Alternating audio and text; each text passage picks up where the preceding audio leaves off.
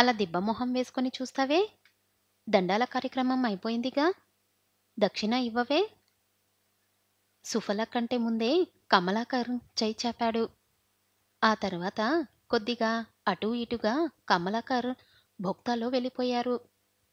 గురుమూర్తి ఆత్మారాముడి సంగతి కూడా వదిలేసి విజయగర్వంతో సుఫలతో అన్నాడు. చూశావా? నీ కళ్ళ ముందే 3 గంటల పాటు ఉంటే కనీసం సైగ కూడా చెయ్యలేకపోయావు. మొగాడు తలుచుకుంటే ఆడది కళ్ళుండి కూడా చూడలేని పరిస్థితిలో ఉంటుంది. అలాంటి ఆడదానివి, అబలవి, ఏం సాధిస్తావు? నా పక్కనే సరసాలాడతానని, నేను చూస్తుండగానే విరహాలు పడతానని, మీదెక్కించుకుంటానని వాగావు. ఇప్పటికైనా అర్థమైందా? మగాడు కట్టడి చేస్తే ఆడది అడుగు కూడా వెయ్యలేదని? ఆడదెప్పుడు అదమురాలెనే. అందుకే నెలకి 4 రోజులు బయట ఉంటారు. శక్తి లేక. జివ్వ చచ్చి అచేతనంగా ఉండే ఆ 4 రోజులు భగవంతుడు మీకెందుకు పెట్టాడో తెలుసా? మీరు అన్ని విషయాల్లోనూ ఆసక్తులని మీకు నెలకోసారి గుర్తు తెచ్చుకుంటానికి. సుఫల మొగుడిని పిచ్చివాడిలా జమకట్టింది. ఆ భావాన్ని చూపుల్లో చూపించింది. నువ్వు ఉరిమి చూసినా, నేను ఊరక చూసినా ఒక్కటే. కనైనా మనసు మార్చుకో. నేను నిన్ను పుట్టింట్లో దిగబెడతాను. అక్కడికి దేనికి? మరి మిండమొగడి దగ్గర దింపనా? అంత ఔదార్యం నాకు లేదు. నవ్వాడు పళ్ళు ఇకిలించి. ఆ! అదే ఆలోచిస్తున్నాను. నన్ను పెద్ద మనిషిని చేసినా మా ఇంటి పక్కనున్న రవి దగ్గర దింపుతావా? నీతో పెళ్లి మాటలు మాట్లాడటానికి వెళ్ళినప్పుడు ఇంట్లో ఉన్న నన్ను బలవంతంగా అనుభవించిన శంకర్ దగ్గర దింపుతావా? పోనీ ఆ ఇద్దరి దగ్గర కాకుంటే కాలేజీలో క్లాస్ రూంలో ఒంటరిగా ఉన్న నన్ను తలుపేసి ఒకరి తర్వాత ఒకరు అనుభవించిన స్టూడెంట్స్ దగ్గర వదిలిపెడతావా? ఎవరి దగ్గరైతే ఏంటి? ఎవరో ఒకరి దగ్గర దింపు. సుఫల! అతనరిచిన అరుపుకి పునాది అదిరిపోయింది. అణకువగా ఉంటేనే ఆడది. ఎదురు తిరిగిందా? మగాడు అతలకుతలం అవ్వాల్సిందే. మగాడి కళ్ళల్లో కారం కుక్కి లేదా కత్తులతో పొడిచి పెట్టలేని బాధ ఆ రెంటికన్నా పై స్థాయిలో పడే బాధ ఏమిటో తెలుసా? తెలీదు. అది ఆడదానికి మాత్రమే తెలుసు. కుళ్ళబోవటం. బహుశా ఆ పదం కూడా తెలిసుండదు. భగవంతుడు ఆడదానికిచ్చిన వరం అది. మగాడికదే శాపం. గురుమూర్తి ఆవేశంతో నసలు విడిచాడు. చప్పున జుట్టు పట్టుకున్నాడు. చెప్పు. అవన్నీ నిజమేనా? నిజంగా నిన్ను అంతమంది అనుభవించారా? చెప్పు. లేదంటే చంపేస్తాను. కిరసనాలు పోసి మరీ తగలబెడతాను. అన్నీ నిజమే. నీకింక తెలీదేమో. మొన్న చీకటిలో అరగంట సేపు అదే నీ త్రిమూర్తి మిత్రుడు, సన్నిహితుడు, శ్రేయోభిలాషి అని చెప్పావే. పాపం తను ఎంతగా రెచ్చిపోయాడంటే పెళ్ళయి పడక రుచి తెలిసిన నాకే నోరు ఊరించాడు. ఒకానొక టైంలో అసలంతా అక్కడే కానిద్దామనుకున్నాను. Water problem. 5, 6 చెంబుల నీళ్ళు. ఈసారి పంపు వచ్చి ఇంట్లో వాటర్ సమృద్ధిగా ఉన్నప్పుడు చూద్దాంలే అని ఆగాను. కానీ శారీరక కోరికకి ఆగలేక కక్కుర్తిగా కానిచ్చుకున్నాను. ఆ రకంగా మొదటి విజయం సాధించాను. గురుమూర్తి సుఫల జుట్టు వదిలేశాడు. దాదాపు వణికిపోతున్నాడు. నిజమా? చంపేస్తాను. అసలప్పుడు నాకే అనుమానం వచ్చింది. అది నిజమేమోనన్న మాట.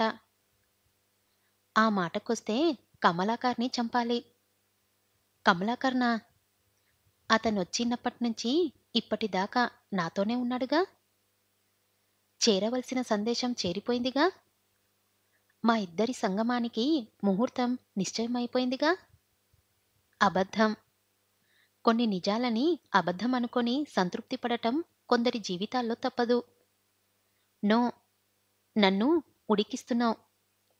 నా వాళ్ళు అలాంటి వాళ్ళు కాదు. నువ్వు చెప్పిందే నిజమైతే నేను ఈ 20 రోజులు ఆఫీస్‌కి సెలవు పెడతాను. అనుక్షణం అప్రమత్తంగా ఉంటాను.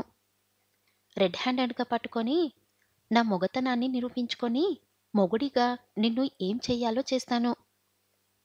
Wish you all the best. పడక గదిలో ఎలాగో లేదు. కనీసం ఈ మాత్రం ఆవేశం పందెంలోనైనా పడుతున్నాను. సంతోషం. సుఫల. ష్! ఎన్నిసార్లు అరుస్తావు? భర్తగా నన్ను తిట్టే అధికారం ఎప్పుడో ఆ చీకటి రాత్రే నీ మిత్రుడి వల్ల, నీ ప్రవర్తన వల్ల పోగొట్టుకున్నావు. అనవసరమైన ఆవేశానికి లోను కాక ఏదైనా చేతల్లో చూపించు. గురుమూర్తి కసిగా 2 చేతులు బిగించి అన్నాడు. చూపిస్తాను. గురుమూర్తి అంటే ఏంటో చూపిస్తాను. కమలాకర్ నడుస్తుండగానే అతని మనసంతా సంచి మీదే ఉంది. సుఫల 2 సార్లు సంచి చూపించి కళ్ళతో సైగ చేసింది. ఏముంది? సంచిలో పోసిన బియ్యం తప్ప కొంపదీసి తనకేమన్నా సందేశం ఇవ్వలేదు కదా?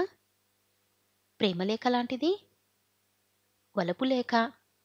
ఊహ రావటమే తరువాయి. చకచకా సంచంతా గెలికాడు. ఎక్కువసేపు వెతకకుండానే చేతికి తగిలింది. 4 మడతలేసిన పేపర్.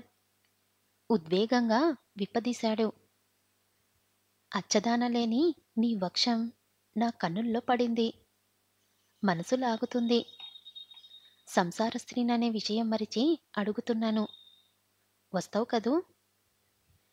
నీకోసం రేపు రెండో జాములో కాలు మడిచితే వంకతో పెరటిలోకి వస్తాను. నీకోసం 1000 కన్నులతో వెతుకుతాను. మీ సుఫల. కమలాకర్ గొంతులో తడి ఆరిపోయింది. చాలా రోజుల కోరిక తీరబోతుంది. కర్ర మొద్దులా ఉండే భార్యని రమించి రమించి నశించిన కామపు కొర్రెల్లా అతన్ని ఆశ్రయించాయి. లావుగా గడ్డి మోపుల్లా ఉండే పెళ్ళాం మీద తననింకా కక్కుర్తిగా ఆయాసపడనక్కర్లేదు. సన్నగా తీగల నవోన్మోహనసితమైన అందాలతో, ఎర్రటి కైపెక్కించే రంగులతో ఆరోగ్యవంతమైన ఆ భుజాలని నలుపుతూ మదమెక్కిన పొట్టెలుల్లా కుమ్ముతూ, హే భగవాన్! త్వరగా రేపు రెండో జామున వరకు కాలాన్ని వేగంగా కదిలించు. నేనింక ఆగలేను. ఈ ఆవేశాన్ని ఎక్కువసేపు నాలో దాచుకోలేను. వెళ్ళగలకాలి. వేడివేడి ఆవేశం ఆయాసం రూపంలో బయటికి పంపించాలి. అక్కడక్కడే అతను మొత్తము వ్యవహారాన్ని ఊహించుకుంటున్నాడు. రెండో జాము వరకు అతని విషయం వదిలేస్తే, ఈ ప్రపంచంలో అన్నిటికన్నా గొప్పది, ఇంకా చెడిపోనిది ఏమన్నా ఉంటే అది స్నేహం మాత్రమే. ఏమంటావ్ త్రిమూర్తి? ఏమంటాను? ఈ ప్రపంచంలో ఏ వస్తువైనా దానికున్న కళాపరిమితి తీరిన తర్వాత కూడా దాని నాణ్యత చెడకుండా ఉంచే ఫ్రిడ్జ్‌లున్నాయి. కానీ స్నేహానికి ఏ ఫ్రిడ్జులు, కూలర్లు అక్కర్లేదు. ఎంతకాలమైనా అది చెడకుండా మధురంగా ఉంటుంది. ఆ స్నేహంతోనే అడుగుతున్నాను. నిజం చెప్తావా? గురుమూర్తి వంక నిశితంగా చూసి, నేను అబద్ధాలు చెబుతాను. కొంతమంది దగ్గరే. నీలాంటి మిత్రుల దగ్గర కాదు చెప్పాడు త్రిమూర్తి. అయితే సూటిగా అడుగుతున్నాను. సిగ్గుపడకుండా నిలదీస్తున్నాను. నాకు అకౌంట్స్ చూడటానికి వచ్చినప్పుడు ఆ నిరవని స్థితిలో ఏం జరిగింది? నా భార్య నీకు చెల్లెలు వరస. ఆ వరస తప్పిందా? త్రిమూర్తి దిగ్భ్రాంతి చెందినట్టు కలతపడ్డాడు. అసంకల్పితంగా అన్నట్టుగా లేచి నిలబడ్డాడు. చాలా వ్యధ చెందుతున్నట్టు మొహం పెట్టాడు. ఎంత మాట అన్నావు గురుమూర్తి! ఇదేనా నీ స్నేహితుడిని అర్థం చేసుకుంది? నాకున్న సమస్యలతో, ఒత్తిడిలతో నేను ఊరట చెందేదే నీలాంటి వారి వద్దే.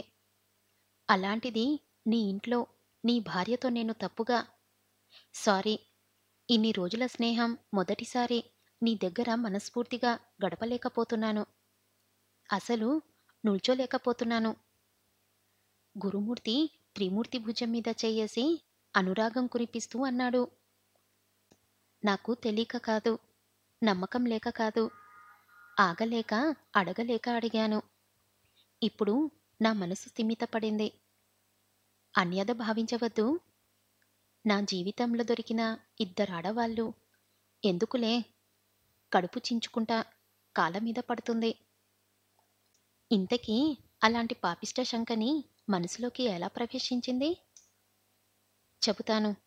ఇప్పుడు కాదు, మరో 20 రోజుల తర్వాత. నీ ఇష్టం. భుజాలెగరేశాడు త్రిమూర్తి. ఆ రాత్రి 10 గంటలకే ప్రశాంతంగా పడక మీద కళ్ళు మూసుకున్నాడు గురుమూర్తి. సుఫల తనని కేవలం రెచ్చగొడుతుంది. అవకాశం రాక పిచ్చెక్కిపోతుంది. తాను ఇరిటేట్ అవ్వకూడదు. ఏదేమైనా తాను ఆఫీస్కు సెలవు పెట్టాలి. 24 గంటలు కనిపెట్టుకొని ఉండాలి. ఆ తర్వాత గాని నిద్రలోకి జారిపోలేదు. గురుమూర్తి మంచం పక్కనే పరుపేసుకొని పడుకొని ఉంది సుఫల. ఆమె కళ్ళైతే మూసుకుంది గాని నిద్రపోవటం లేదు. గురుమూర్తి గురకని వింటూ క్షణాలు లెక్క పెడుతూ రెండో జాము కోసం ఎదురు చూస్తుంది. కిటికీల్లోంచి నింగి మసకగా కనపడుతుంది. ఆకాశం మేఘవృతమైంది. సన్నగా తుప్పరలా రాలుతుంది. కమలాకర్ 9ంటికే భోజనం కానిచ్చి వీధిలోకి వచ్చాడు. తుప్పర శరీరాన్ని తాకుతున్నా వెచ్చగానే ఉంది. సుఫల కుచనగిరుల్లే కళ్ళ ముందు మెదులుతున్నాయి. తీపి కిల్లి ఒకటి కంటించుకొని హుషారుగా గురుమూర్తి ఇంటికేసి నడక సాగించాడు. రోడ్డు మీద ఒక్కటి మనుషులు తప్పనించి ఎక్కువ జనసంచారం లేదు. అప్పటికే అంత గూటికి చేరుకొని ఉన్నదేదో తిని నిద్రదేవిని ఆహ్వానిస్తున్నారు. కమలాకర్ గురుమూర్తి ఇంటి ఛాయలా వచ్చేసరికి మొదటి జాము గడిచింది. పడి చినుకులు కూడా ఆగిపోయాయి. చలిగాలి మాత్రం వీస్తుంది. గేటుకి తాళం వెయ్యరన్న సంగతి కమలాకర్కి తెలుసు. అయినా గేటు తీసే సాహసం చెయ్యలేదు. అటూ ఇటూ చూసి ఎవ్వరూ లేరని నిశ్చయించుకున్నాక అతి ప్రయత్నం మీద ప్రహారీ ఎక్కాడు. ఎక్కడో దూరంగా ఊరకుక్కలు మొరుగుతున్నాయి. ఆడకుక్క కోసం మొగకుక్క అరిచే అరుపులవి. మెల్లగా కిందికి దిగాడు. లోపల ఫ్యాన్ శబ్దం లీలాగా వినబడుతుంది. ఆ సమయంలో ఎవరైనా చూసి ప్రశ్నిస్తే తన స్థితి ఏమిటంటే విషయం గురించి పట్టించుకోలేదు. అతని కావాల్సింది ఒకటే, భూమి ఆకాశాలు తలకిందలైన పెరటిలోకి చేరుకోవటం. రెండో జాములో వచ్చే సుఫలని దగ్గరికి తీసుకోవటం. అదృష్టం ఎక్కువసారు అదమూలల వైపే ఉంటుంది. ఎటువంటి ఇబ్బంది ఎదురవ్వకుండానే సందులోంచి పెరటిలోకి వచ్చాడు. బండలు లేకపోవడం వల్ల అంత బురదగా ఉంది. బాత్రూం చుట్టూ ఏవో రకరకాల పూల మొక్కలున్నాయి. వాటిని తొక్కకుండా ఓ పక్కగా వెళ్ళి కూర్చున్నాడు. గబుక్కున సుఫల బదులు ఇంట్లోంచి గురుమూర్తి బయటకొచ్చిన కమలాకర్ కనబడ్డాడు. ఇక సుఫల రావటమే తెరవాయి.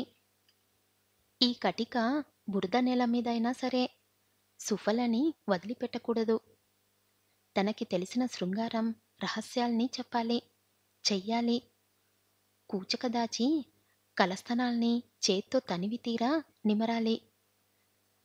స్వర్గసుఖాలు ఇవే అని చెప్పాలి. ఆడదాన్ని శృంగారంలో మెప్పించగలిగితే తిరుగేముంది? అడిగినప్పుడు, కోరిక కలిగినప్పుడు పిలిపించుకోవచ్చు. అసలు రాగానే ఏముంటుంది? లజ్జభార మోముతో ఉంటుందా? లేక వలుపులన్నీ వలపుల్లా కుమ్మరిస్తుందా? ఈ పూల మొక్కలే మన పాన్పుల్లుంటుందా? ఈ కటిక చీకటి మన శృంగార సామ్రాజ్యానికి అడ్డుతెర అంటుందా? రెండో జాము వరకు తీపి తీపి తలుపుల్ని నెమరవేసుకుంటూ గడిపాడు. సరిగ్గా రెండో జాము అడుగుపెట్టే సమయానికి లోన లైటు వెలిగింది. ఎంత నిద్రపోతున్నా లైటు వేసినప్పుడు మెలకువ వస్తుంది. గురుమూర్తి చికాకుగా కళ్ళు తెరిచి, అర్ధరాత్రి అంకమ్మ శివాలేంటి? అన్నాడు.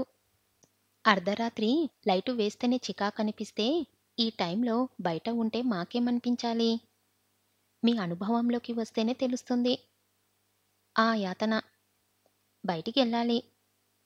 ఎందుకో బ్లీడింగ్ ఎక్కువగా అవుతుంది. సరి సరి వెళ్ళు. అటు తిరిగాడు విసుగ్గా. వెళ్ళమంటే వెళ్ళటానికి దారేది? నా దారి మూసేసిరుగా. గురుమూర్తి మరింత మొహం చిట్లిస్తూ లుంగీకి కట్టుకున్న తాళాన్ని తీసి ఇచ్చాడు. సుఫల దాన్ని తీసుకుంది. వంటగదిలోంచి పెరటిలోకి పోయే తలుపుకున్న తాళాన్ని తీసి బయటికి అడుగుపెట్టింది. చల్లటి గాలి ఆమె శరీరాన్ని స్పృశించింది. శరీరానికే కాదు, మనసుకు కూడా హాయి కలిగింది. పెరట్లో లైటు వేసింది. వెలుగు ఒక్కసారిగా పెరటిని ఆవరించుకుంది. అప్పటికే కమలాకర్ సుఫలను చూశాడు. సిగ్గుపడుతూ ఆమె ముందుకు వచ్చింది. తనని చూసి ఓ చిరునవ్వు పడేసింది. బ్రహ్మానంద భరితుడయ్యాడు. వంటగది తలుపు దగ్గరకు లాగి శబ్దం రాకుండా గడిపెట్టింది. ఒళ్ళంతా బురదతో, కామపు కోర్కెతో, యుక్తయుక్త విచక్షణ గౌరవం, స్వాభిమానం అన్నీ పోగొట్టుకున్న కమలాకర్ని చిటికెన వేలితో సైగ చేసి బాత్రూంలోకి వెళ్ళమంది. చెప్పటం ఆలస్యం. చప్పున లోనికెళ్ళాడు. ఓ బకెట్టు, 2 నీళ్ళ చెంబులు, సబ్బులు, షాంపులు. తడి అసహ్యంగా ఉంది. కమలాకర్ వాటినేమీ పట్టించుకోలేదు. లోనికొచ్చి తలుపేస్తున్న సుఫలను ఆత్రంగా కౌగిలించుకున్నాడు. అక్కడిదాకా వచ్చాక బరువెందుకు? సిగ్గెందుకు? వచ్చింది అందుకే అయినప్పుడు మొహమాటం దేనికి? అందుకే అన్నారు, డబ్బు దగ్గర, తిండి దగ్గర శృంగారంలోనూ మొహమాటం పనికిరాదని. ఈ సూక్తి కమలాకర్కి బాగా తెలుసు. అందుకే లోపల బాత్రూంలో సుఫలని ఓపలేని, ఓర్వలేని వెచ్చటి బాధను చల్లార్చుకుంటున్నాడు. సుడిగాలిలా ఆక్రమించుకుంటున్న కమలాకర్ని ఆపటం సుఫల వల్ల కావటం లేదు. కసితీరా నమలేస్తున్నాడు. అసలే ఆమెది అద్భుతమైన సౌందర్యం. దానికి తోడు ప్రకృతి. రెండూ కలిపి అతన్ని మన్మధుడి చేశాయి. ఆవేశంతో రొప్పుతున్నాడు. మదించిన తుమ్మెద శబ్దంలా ఉందది. పొగురుబట్టిన యవ్వన గిర్రులను ముద్దులతో ముంచెత్తాడు. సుఫల పెద్దగా అడ్డు చెప్పలేదు. అసంకల్పితంగా అతని భుజాల మీద చేయి వేసింది. అంతే, అతను భుజాన ప్రదేశంలో నిమిరాడు. అలాగే గోడ కానిచ్చాడు. అబ్బాయి గ్రంథసాంగుడే అనుకుంది సుఫల. ఇప్పదీయటం కూడా ఆర్ట్. చాలామంది మగవాళ్ళకి కట్టడం ఎలాగో తెలీదు. విప్పదీయటం అసలే తెలీదు. మొత్తం పనికి 10 నిమిషాలు పడితే విప్పదీయటానికి అరగంట పడుతుంది. కుస్తీపట్టులాగా లాగి లాగి లాగలేక దీనంగా ప్రియురాలి వంక చూస్తారు విజయ గర్వంతో. ఆమె క్షణంలో తీయగానే మొగాడినని విజృంభిస్తారు. వీరవేషం ప్రదర్శిస్తారు. అలాంటి బాపుతు కాదు కమలాకర్. చాలామంది ఆడవాళ్ళ లంగాల బొందాలు, హుక్సులు తీసిన అనుభవం. సర్వం తెలిసిన జ్ఞాని కదా. దానికి తోడు కాముకుడు. టప్పున లాగాడు.